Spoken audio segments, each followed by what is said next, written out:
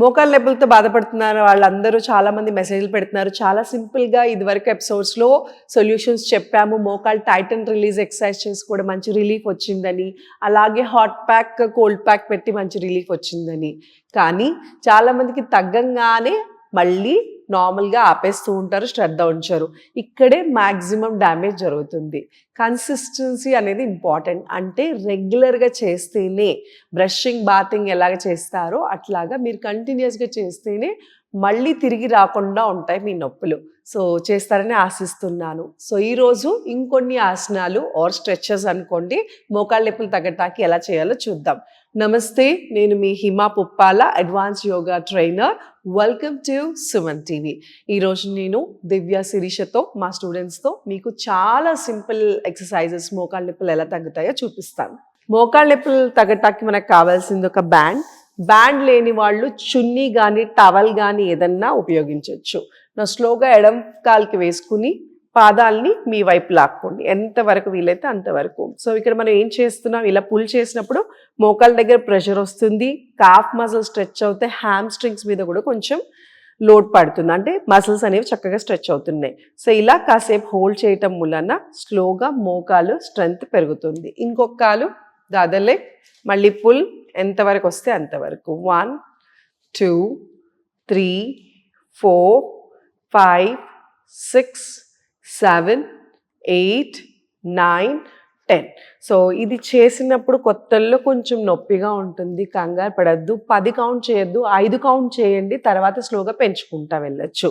So ఇది ఎన్నిసార్లు చేయాలి అంటే రోజు మొత్తంలో 3 సార్లుగా డివైడ్ చేసుకుని మార్నింగ్, మధ్యాహ్నం, రాత్రి ఇలా చేస్తూ ఉంటే తొందరగా తగ్గటానికి ఆస్కారం ఉంటుంది. వాటి ఇదివరకు కూడా చెప్పాను, ఎప్పుడైనా పెయిన్ వస్తుంది కొంచెం అలవాటు లేని వాళ్ళు చేస్తే అప్పుడు హాట్ ప్యాక్ పెట్టండి. బట్ స్వెల్లింగ్ ఉంటే మాత్రం డైరెక్ట్ ఎక్సర్సైజ్ చేయకుండా వాపుని ఫస్ట్ తగ్గించుకుంటాక ఐస్ ప్యాక్ పెట్టి వాపు తగ్గిన తర్వాత ఎక్సర్సైజ్ చేయండి. ఇప్పుడు మనం చేయబోయేది సుప్త పాదంగుస్తాసనం, అంటే పడుకుని లెగ్ రైజ్ చేస్తాం. ఇది కూడా మోకాళ్ళ నొప్పికి చాలా బాగా పనిచేస్తుంది. నా పడుకుని ఇలా బ్యాండ్ని మీ కాలికి వేసుకోండి, ఎడం కాలికి. బ్యాండ్ ఉంటే బ్యాండ్, చున్నీ, రోప్ ఏదైనా పర్లేదు. ఫస్ట్ ఇలాగా కాల్ని మోచేతులను ఎత్తద్దు, షోల్డర్ మీద లోడ్ పడుతుంది. ఇది 90, ఇంకొంచెం స్ట్రెచ్ అవ్వగలిగితే ఇంకొంచెం స్ట్రెచ్ అవ్వచ్చు, ఎలా అయినా పర్లేదు. ఇలా స్ట్రెచ్ చేసినప్పుడు అగైన్ ఈ హ్యామ్ స్ట్రింగ్స్ దగ్గర, ఈ కాఫ్ మసిల్స్ దగ్గర మనకి స్ట్రెచ్ తెలుస్తుంది.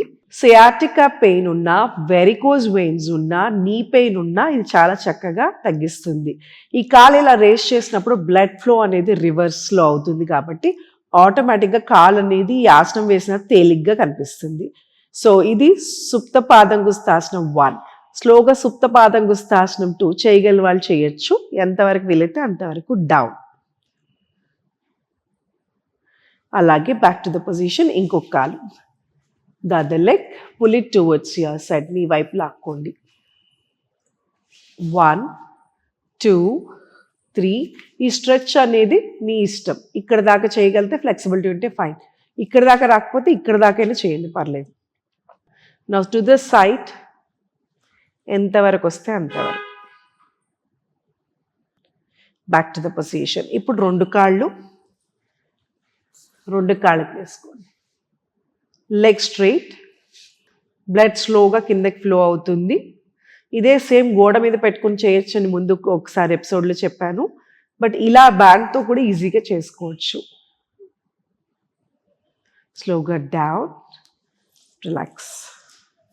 మూడో ఎక్సర్సైజ్ జస్ట్ స్ట్రెంథనింగ్ ఎక్సర్సైజ్. రెండు కాళ్ళు ఇలా ముందుకు చాపుకోండి, నీస్ అప్ అండ్ డౌన్ చేసి కుడివైపు కాళ్ళు ఇలా మడుచుకోండి, మీ వైపుకి లాక్కోండి.